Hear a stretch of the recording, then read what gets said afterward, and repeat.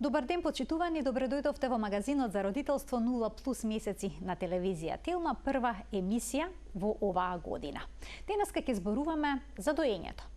Колку треба да трае подојот кај бебето и колку често тоа треба да цица. Како да знаеме дали бебето е сито или пак е гладно. За најчестите дилеми поврзани со доењето денеска зборуваме со доктор Денис Алкалили, педијатар од оделот за интензивна нега при Универзитетската клиника за гинекологија и акушерство и на оделот за педијатрија, воедно председател на Сдруженијето за грижа на трудници и мајки. Лулка, докторе, добар ден и добре ни дојдовте во студиото на Телма. Добар ден. И да ви честитам новогодишни празници. Фала и јас и на вас и на гледачите да им честитам среќна нова година и се надевам дека ќе биде исполнета нели со здравје пред се, со радост и успех на сите полиња за сите и за вашата емисија, се разбира. Ви благодарам и ве веднаш почнуваме со корисни совети поврзани со здравјето на бебето, но и на мајката истовремено. Велат дека доењето е инстинктивно и природно, но сепак тоа треба да се учи и вежба и од страна на мајката и од страна на бебето. Како мајката да биде сигурна дека незиното бебе правилно цица, односно дека голта млеко, бидејќи понекога се случува бебето да биде на дојка, да изгледа дека цица, но сепак тоа да не извлекува млеко?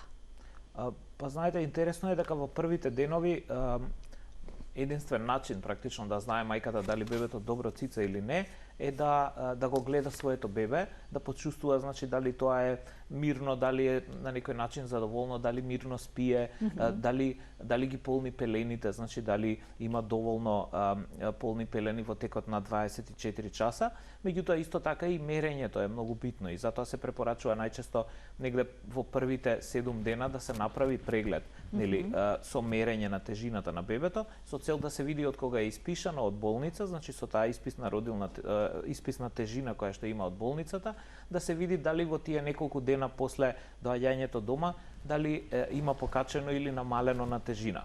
Јас би сакал да кажам, пошто од секојдневната работа и од праксата со семејствата со кои што работиме, се покажува дека семејствата реално и родителите се малце загрижени ако бебето продолжи да паѓа после испис од болница. А се случува често тоа? Да, меѓутоа таа, да речеме, крива или начин на регулирање на телесната тежина се смета дека е и нормално бебето да паѓа во првите денови, така да тој пат што го има во болницата во првите 2 до 3 дена, особено ако е бебето родено спонтано, значи тоа може да продолжи и дома да се намалува тежината, меѓутоа би требало некаде од прилика во тие денови први после доаѓање дома веќе да се воспостави нормален процес на доење и да започне да се качува тежината. Така да не секогаш тоа прво мерење е многу страшно и многу алармантно. Најважно е значи да има одредени информации и поддршка, совети за мајката за начинот како всушност да се справи ако има некакви потешкоти. Секако прв избор не е никогаш и не би требало да биде, значи веднаш да се додава адаптирано млеко. Така? Значи тоа постои, го имаме и тоа е опција за сите бебиња кои што нели не напредуваат или се гладни или кои што не е нормално воспоставено доењето, меѓутоа тоа сепак не е првата можност. Значи секако би требало да се процени нели процесот на доење, да се измери бебето, да се види целокупно како оди сето тоа и во тој случај ако има потреба тогаш и се дава адаптирано, меѓутоа би требало значи тенденцијата да биде сепак тоа да биде како на некој начин привремена замена додека да се воспостави доењето. Доколку се даде дохрана, односно адаптирано млеко, на каков начин да се направи тоа? Дали да се стави млекото во шише со цуцла, или пак да се даде со лажичка, шприц, чашка? Велат ако бебето научи да пие млеко од шиша, потоа многу брзо ќе се одбие од цицање. Токму така, значи една од причините зашто бебето се одвикнува од цицањето на града е брзината или начинот на кој што брзо се задоволува гладот со шишето. Затоа што генерално исхраната со адаптирано млеко со шише трае многу кратко. Значи бебето за неколку минути практично го испива цело млеко и тоа е после задоволно, мирно и се спие. Тоа е факт дека е така.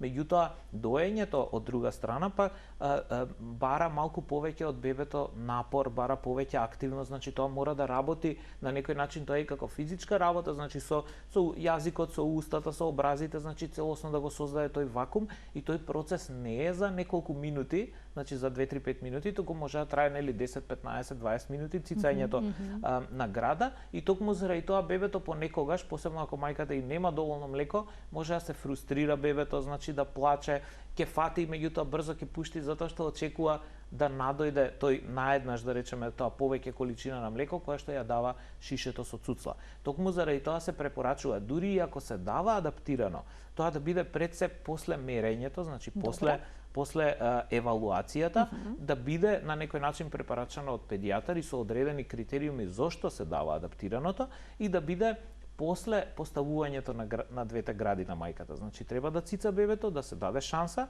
и на градите нели да создадат повеќе млеко и на бебето значи да прими мајчино млеко што е многу важно, посебно првите денови после раѓањето и после тоа може да се додаде адаптирано. Давањето значи може да биде со шприц, меѓутоа тоа бара малку повеќе вештина.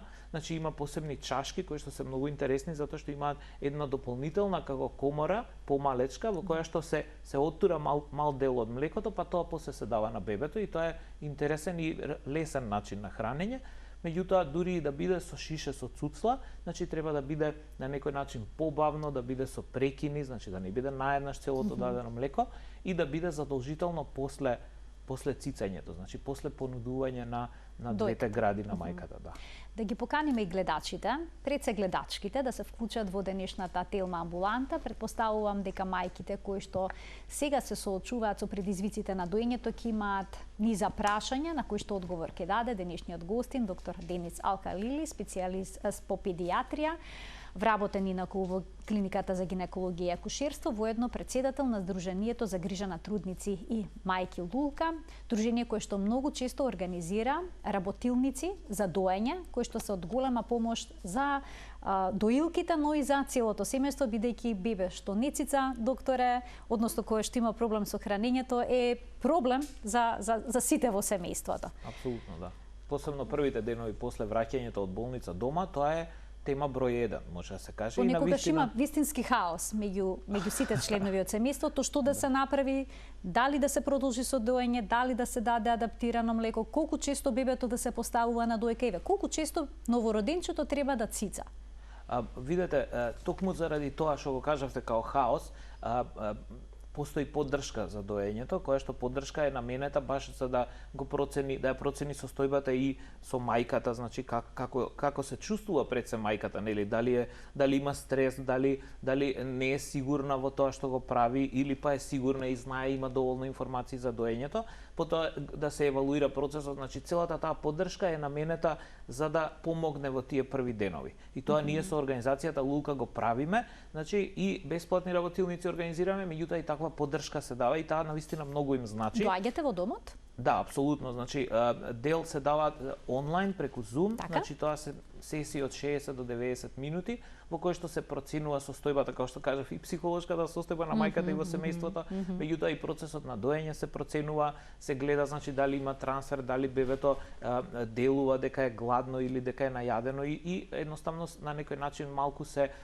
проценува таа целата состојба целокупната и потоа се даваат совети кои што се поврзани со доењето. Значи тоа е пред се како еден вид на советување, меѓутоа многу значи заради тоа што потешкотијата што мајката ја има поврзана со доењето може да речеме на некој начин да се надмине, а не се ретки тие потешкотии.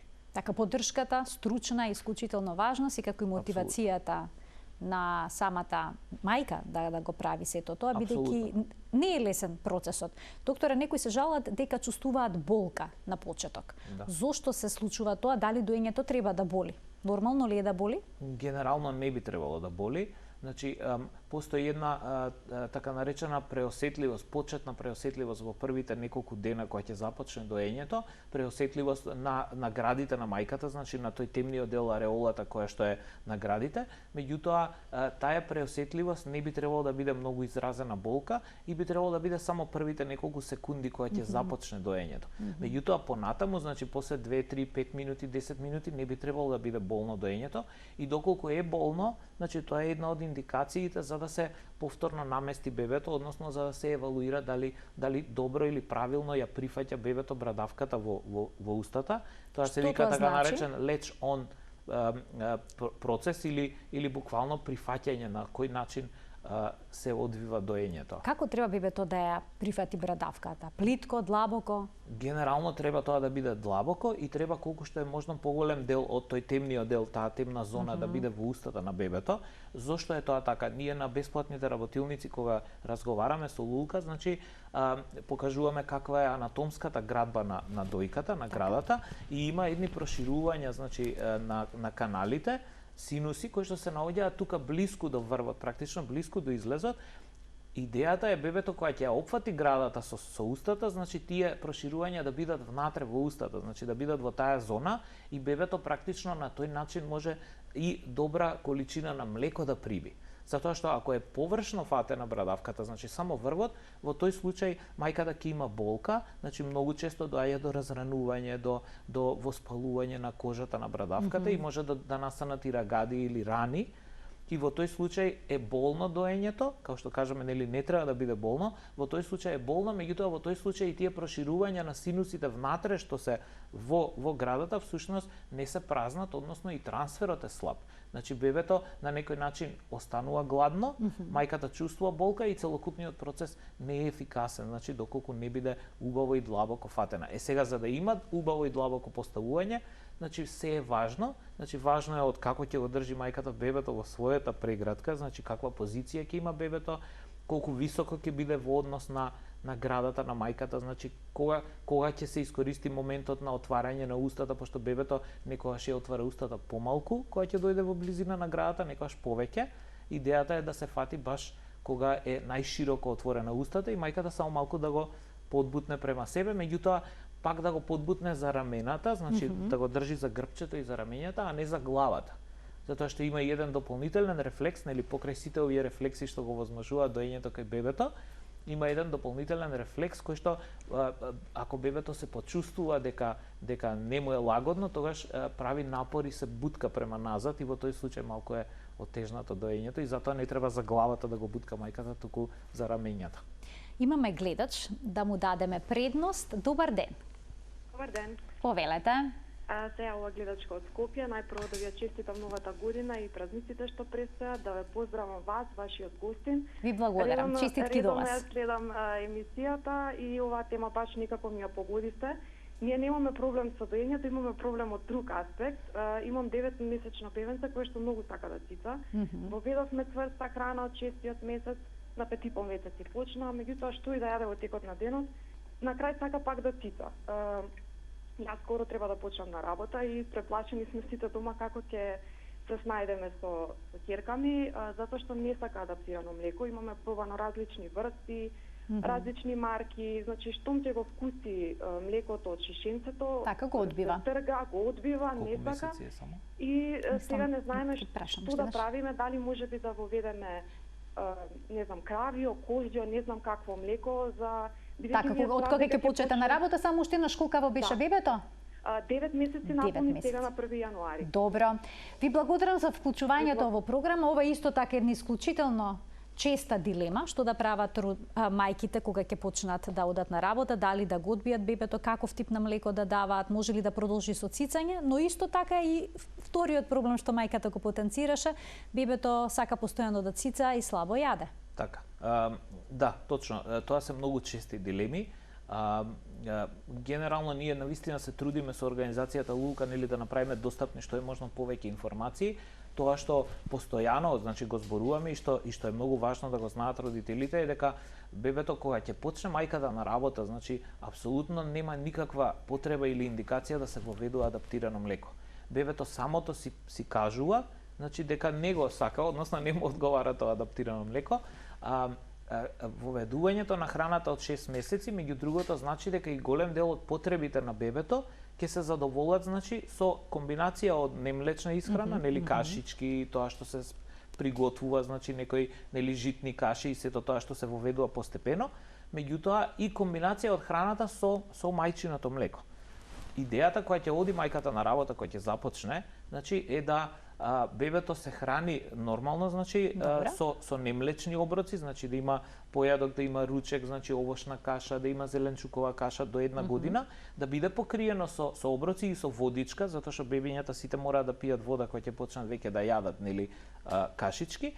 Меѓутоа, доењето, односно млекото како енергетска компонента, значи ќе се надополни кога мајката ќе се врати од работа и во текот на попладнето, во текот на ноќта, некогаш и наутро, во зависност од тоа нели од кога започнува мајката на работа. Има некои случаи кога мајката на пример последен пат го дои своето бебе у 5 сат со бајле, во 5 сат наутро, а има некои кои што и пред да одат на работа пак малце ќе му дадат, зависи и бебето како спие, колку спие, каков му е ритмот, дневниот ритам. Како и да е, значи, мајчиното млеко се уште е важен дел од исхраната, меѓутоа не е толку важен за да мора да се префрли од доење на адаптирано млеко или скроз да се откачи доењето, да се престане, не би требало. Туку многу значи и како на некој начин некаква како да кажам, психолошка поддршка на бебето, бидејќи малце ќе биде раздвоено од мајката во текот на работното време. Навистина многу му значи на детето кое ќе се врати мајката и кој ќе може да се галат, да се гушкаат и бебето да цица. Да тој контакт преку цицањето. Да, апсолутно. Ние ако се сомнева мајката, значи како пример можам да наведам многу луѓе, значи стотици кои што не се откажале од доењето, си одат на работа нормално, навистина надокнадуваат попладнето, меѓутоа и на мајката и фали бебето, затоа што 9 месеци постојано поминувале време заедно дома, значи дури и нејзината, да речеме, потреба за да се гали со бебето, се задоволува со доењето. Така да сметам дека апсолутно нема потреба од воведување адаптирано или било што, значи само нормално да си се храни бебето, да си јаде, ќе му нудат водичка и треба да пие водичка додека мајката е на работа, а млекото ќе дојде попладнето и вечерта кога ќе се врати од работа. Може би така ќе се реши проблемот со кашичките? Генерално да, тоа го поттикнува и го стимулира и јадењето, затоа што бебето ако не цица, оно секако ќе биде гладно и полесно ќе ги јаде и тие оброци што се нели немлечни оброци. Меѓутоа и за тоа прашање многу е важно да се направи исхраната, кашичките да бидат замена за еден оброк. Значи ако треба бебето да се храни, тогаш да не се дава да цица во тој период, туку некако од прилика после саат и пол, 2 сати пак да може да цица. Ако свати дека ако не јаде ќе добие мајчина града, ќе добие и ќе цица, тогаш дефинитивно ќе прави отпор и нема сака да јаде ништо. Токму заради тоа многу е важно да биде доењето, па следниот оброк да не биде доење, туку да биде баш исхрана и после тоа веќе после 2 сати може пак да цица. Претходно не. Ајде да проговориме и за должината на подоите. Некогаш мајките имаат впечаток дека подојот трае прекратко или пак предолго. Како да проценат дали е оптимално времето кое што бебето го поминува на дојка? Ова генерално е најзначајно во првите денови после доаѓањето дома, значи додека се воспоставува доењето. Од кога ќе се воспостави нормално доењето, тогаш тоа дава голема слобода и на самото бебе, значи самото си регулира колку често ќе цица, колку долго ќе цица, некојаш трае многу кратко, некојаш трае и подолго, некојаш е проследено со прекини, па со галење, мазење, па после продолжува и така. Меѓутоа првите денови многу е важно да не биде детето цело време на града, да не биде долго. За жал се уште добиваат родителите некојаш и од педиатрите или од акушерките во родилиштата кај што ќе се породат, добиваат совет нека седи као цело време на града или цел саат на града. Тоа така символично точно значи дека треба често да биде на града, меѓутоа не значи континуирано да биде 1 саат или подолго, бидејќи гладното бебе ќе се задржи на градата 1 саат и повеќе. Меѓутоа ако не се засити, односно ако нема мајката се уште доволно млеко, значи тоа само ќе ги оштети брадавките на мајката, значи ќе направи рагади, ќе направи рани и токму заради тоа многу е важно доењето да не биде повеќе од 20 минути на една града и 20 минути на друга града. Дури да има пола час или 1 час од едниот подој пак до другиот, тоа на некој начин ќе се ревитализира малку брадавката и кожата и нема да биде толку штетно отколку ако цело време биде бебето на града. Така да подојот може да биде пократок, не би требало да биде подолго од 20 минути на една града и 20 минути на друга. Мајката треба да го прекине на некој начин и ако бебето е мирно и спие, тоа значи дека најверојатно е сито и најадено и тогаш ќе има период на спиење од половина час, 1 час, 2 часа, зависи нели колку е воспоставен нормално процесот на доење. Меѓутоа, ако подолго трае, тогаш не би требало по секоја цена да го држи долго на града, пошто после имаме друг проблем, а тоа е проблемот со рагади, со болки, со рани на градите и тоа треба да се избегне. Токму затоа е многу важна оваа поддршка која што ја разговараме и многу е важно да биде рано на време. Зашто колку порано почнеме со евалуација на процесот, со проценка, со давање на правилни совети, па дури некогаш ако има потреба и адаптирано млеко додаваме, како што ви кажав, нели, одреден период со цел да бебето се нормализира тежината и на мајката да ѝ се даде малку време да се воспостави лактацијата, меѓутоа тоа не би требало да биде нели неограничено и не би требало да биде без стручен совет. Тука ќе пуштиме еден блок реклами, а веднаш потоа продолжуваме со денешната емисија. Останете на Телма.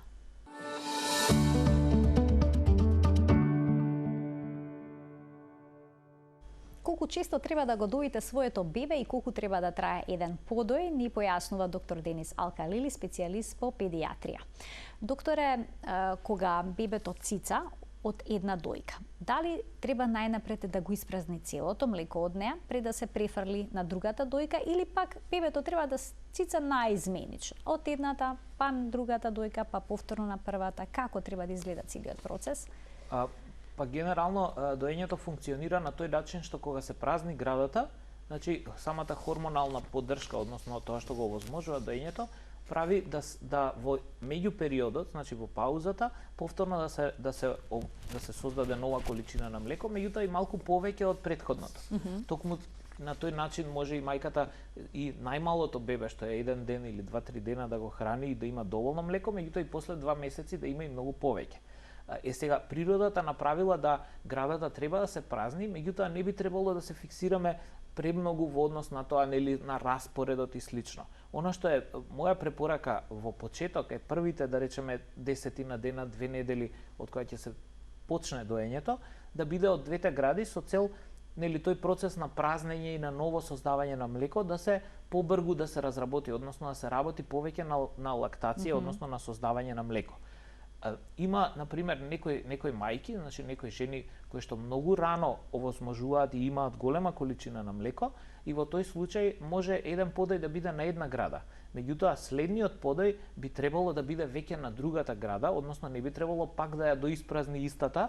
Зошто го кажуваме тоа? Затоа што практично и таа града која што нема да биде испразнета, нели, во тек на 2 часа или 4 часа, значи колку што се зголемува периодот, таа станува потешка, станува потврда градата и прави болки кај мајката, значи тоа е енгорџмент или преполнетост, и тоа е тоа кое што не треба да се дозволи. И затоа се препорачува, значи, или од двете гради да цица бебето на секој подој, или една града на еден подој, па после другата града на друг подој, и така наизменично. Тоа не може секогаш да биде идеално, знаете, идеално распределено, меѓутоа треба да се потруди мајката колку што може да не форсира една града.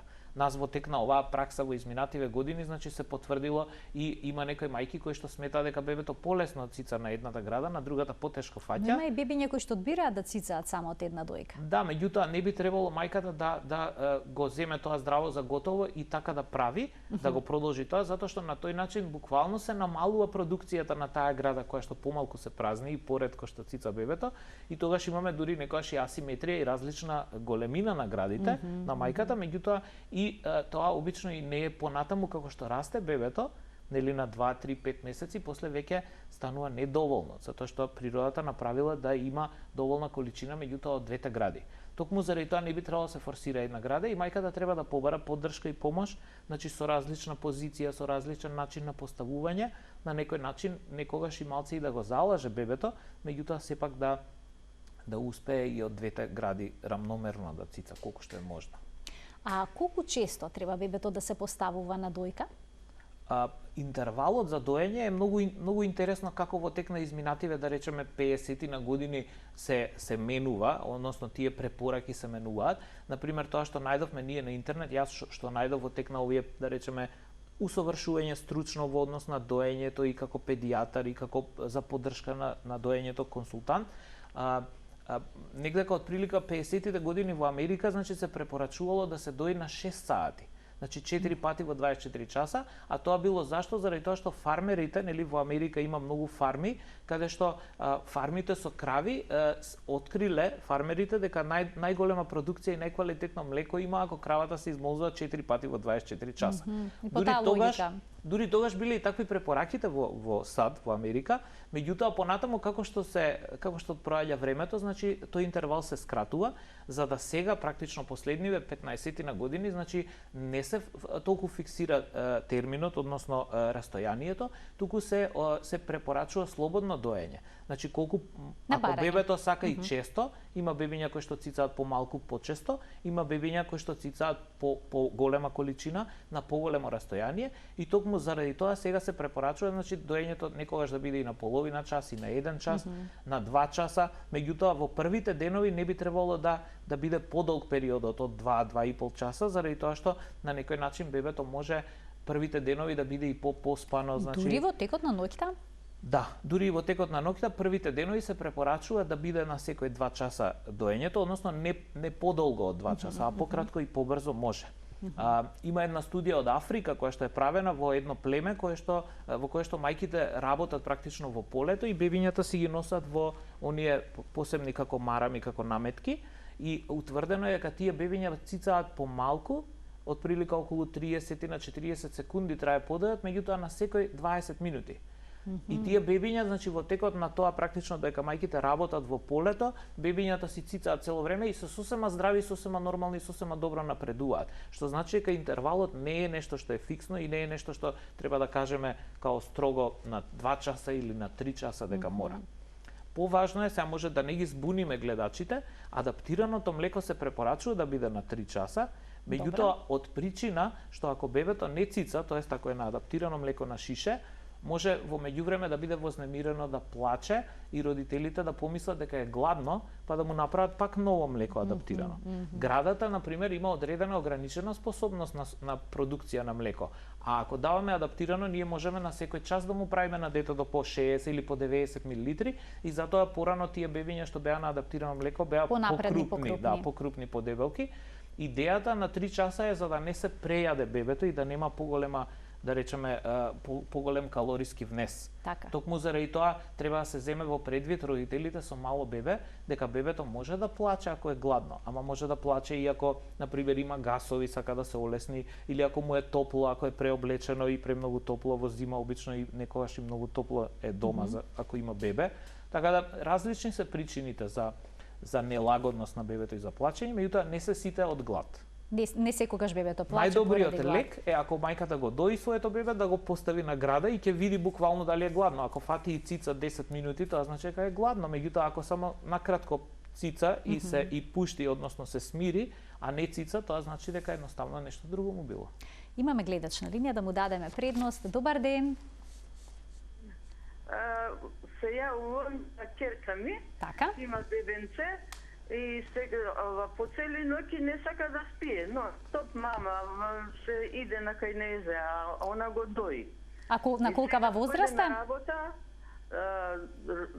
не може да работи, колку е уморна, цела ноќ не спие. Дали нешто знаете во врска со тоа? Така, која возраст е вашето внуче? Она сама вика дека ќе немам толку млеко колку што имав како првите месеци, па прашувам како женава да заспие, утре треба на работа да иде. Така, следно ни се ноќните подои на дневен ред. Као сака да цица, уствари не цица.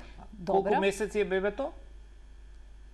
Па бебето е 9 месеци и сега. Појде на работа. Така. Добро. Добро. Да, ви благодарам за вклучувањето во програма. Ова е исто така исклучително честа ситуација, мајките што дојат не можат потоа да одат на работа, бидејќи се преморни од ноќните подои. До кога се потребни ноќните подои, дали бебе на 9, на 10 месеци треба да цица навечер? Генерално бебето цица често ноќе во првите месеци после раѓањето.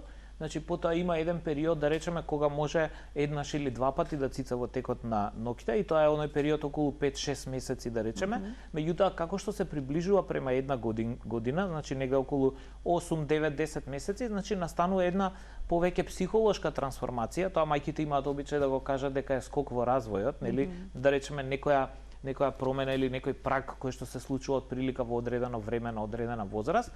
Значи, во овој случај честото доење не значи дека бебето е гладно. И тоа се однесува за да речеме за најголем број од таа возраст што се бебињата што често се будат и што бараат да цицаат. Тоа не е затоа што бебето е гладно, туку повеќе е заради тоа што сака да почувствува дека мајката е во близина. Значи, психолошкиот развој на бебето веќе овозможува да почувствува бебето дека оно е единка, дека е само, тоа и психолозите многу подобро го објаснуваат. Значи, и почувствува дека веќе е единка, лично само, дека мајката е веќе друг организам, значи дека е настрана, и бебето сака да се потврди, да се увери, посебно навечер кога е само, нели ако се подразбуди малку, бара да потврди дека мајката е тука. И затоа некогаш може тоа да биде и на 15 минути будење, на половина час, и апсолутно ги разбирам мајките кои што имаат таков проблем, затоа што навистина треба другиот ден да одат на работа, а може да се будат буквално на секој половина час. Идејата во оваа фаза е да се малце да се гушка бебето кратко, да се погали малку, значи мајката да го држи во раце, меѓутоа не мора да му даде да цица секој пат, затоа што како што кажав, бебето нема потреба веќе од толку калории, од толку млеко во текот на ноќта. Повеќе има потреба од галење и да се покаже дека мајката е присутна, дека е до него. Мојата препорака за пребродување на овој период е да се даде малку водичка, пошто бебето веќе на овие месеци, значи веќе се храни и пие водичка, значи да се понудат неколку голтки водичка да пие и да се презаспие.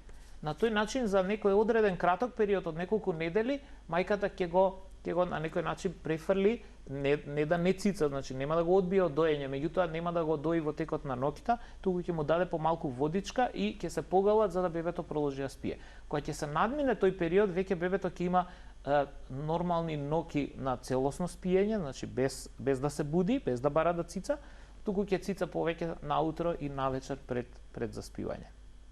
Така, јас се надевам дека ова ќе профункционира, бидејќи многу жени кои што дојат на ваков начин навечер се будат до втората година на детето, доколку одлучиле да дојат подолго време. Знаете, некогаш неретко преминуваат на друга, да речеме на друг начин на задоволување на таа потреба, па воведуваат адаптирано млеко во тек на ноќта, даваат или даваат сок, што е исто така многу страшно. Значи до втората, до третата година бебето во текот на ноќта ако пие се уште млеко или сок, тоа апсолутно не е добро за неговиот метаболизам, значи за целокупниот организам. Па и за здравието на забите, за оралното здравје. И за забите, меѓутоа и за целокупното здравје, затоа што нашиот организам не е програмиран после една година возраст веќе да прима толку калории во текот на ноќта. Едноставно, значи затоа кажуваме малку колку да се задоволи таа навика привремено со водичка, меѓутоа понатаму би требало и тоа да се прекине. Бидејќи бебе што дете, односно што пие многу во текот на ноќта, без разлика дали е тоа чај, дали е тоа млеко или сок или вода, па има проблеми да се одвикне од пелени. Знаете, едноставно нема да може да ја откачи пелената затоа што пие во текот на ноќта многу, и возрасен човек ако многу пие во текот на ноќта ќе има потреба да мокри, а не па бебе. Докторе, многу бебиња дојката ја користат како цуцла. Па на таков начин се успиваат навечер. Има бебиња кои што спијат на дојка. Што велите за оваа практика? Генерално мојата препорака е и со овие семејства, нели, и со овие мајки со кои што работиме како поддршка за доење, е кога ќе поминат тие 15 на 20 минути, значи ако бебето се смири, ако задреме, ако заспие, во тој случај мајката да ја искористи таа, да речеме, начин на откачување, да ја одвои градата од бебето. Како се прави тоа? Тоа се прави со поставување на малиот прст во усниот агол, пошто бебето кога лежи, значи тоа или едната страна или другиот усен агол му е накај нас свртено, накај мајката што го дои.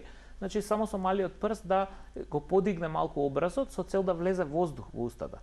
Затоа што бебето кога создава вакуум за да цица, тоа се затвара према носот, нели, со мекото непце се подигнува мекото непце, се затвара комуникацијата со носот, значи во устата има вакуум и бебето на тој начин може да цица.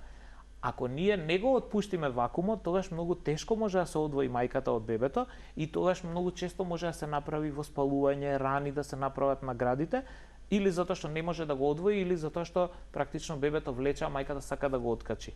Со пуштање на воздух практично внатре се прекинува вакуумот и тогаш бебето многу лесно пушта. Тоа може да се направи многу нежно, многу тивко, мирно и бебето да продолжи да си спие во близина на мајчината града, меѓутоа да не му биде во устата.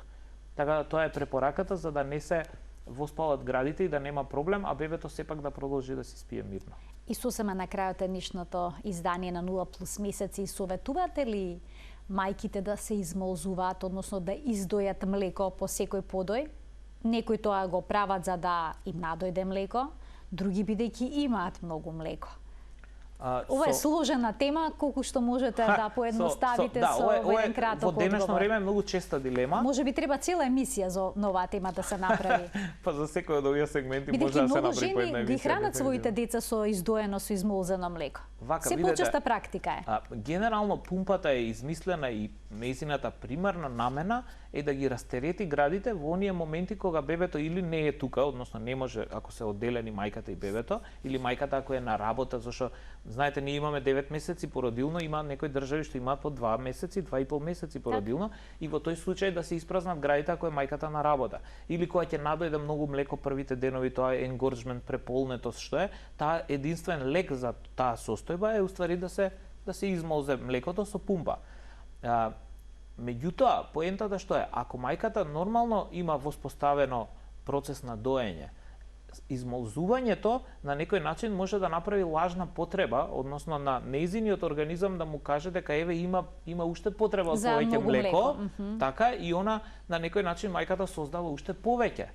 Значи, на некој начин вештачка потреба создава со пумпата и токму заради тоа јас не препорачувам по секоја цена да се измолзува или без некоја потреба посебна да се измолзува мајката. Значи, ако добие поддршка и ако се воспостави нормален тој процес на доење, тогаш бебето регулира колку мајката ќе има млеко со тоа што нели извлекува одредена количина. Како што расте бебето, се повеќе и повеќе нели цица, се повеќе и повеќе се создава. Побарувачка, потрошувачка.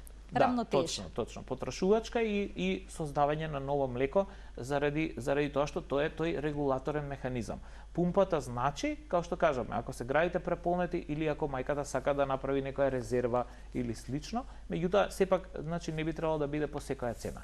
И пумпата не е начин да се провери дали мајката има млеко или дали бебето добро цица. Тоа исто така. Тоа многу често сега го гледаме. Значи мајките бебето цица, ама она пошто не е сигурна, ќе се измолзе за да види колку има. Тоа не е добар начин на проверување. Така, некогаш може да измолзи многу малку и да се посомнева, да се разочара, точно, или да се обесхрабри, а тоа навистина не е релевантно. Добивам знак дека тука мора да завршиме, има уште многу прашања на кои што можете да дадете одговор, но еве, секогаш оставаме простор за уште едно дружење во 0+ месеци. Благодарам.